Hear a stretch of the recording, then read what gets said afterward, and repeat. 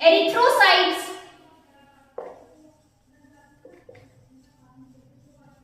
leukocytes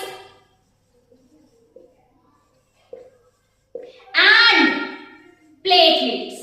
ठीक है, formed element किस से मिलकर बना होता है बेटा?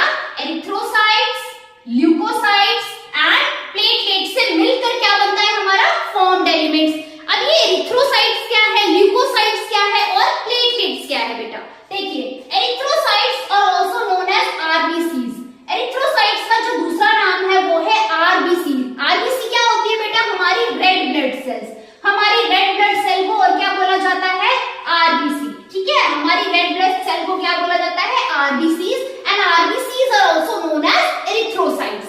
Second component of formed element is what? Leucocytes. What are leucocytes बेटा? आवर डब्ल्यूबीसीज। जो हमारी व्हाइट ब्लड सेल्स होती है उनको क्या बोला जाता है? ल्यूकोसाइट। ठीक है, जो हमारी व्हाइट ब्लड सेल्स होती है that are also known as leucocytes. Next is platelets. Platelets, you also know that they are responsible for the clotting and coagulation factor of the blood.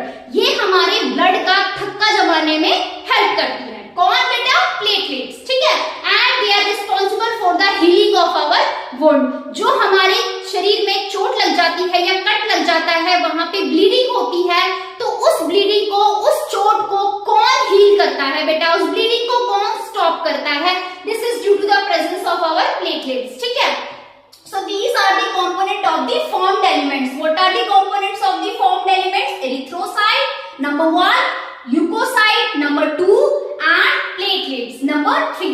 Now we'll discuss about the erythrocyte which is also known as the red blood cells. ठीक है, इसके बारे में अब हम detail में study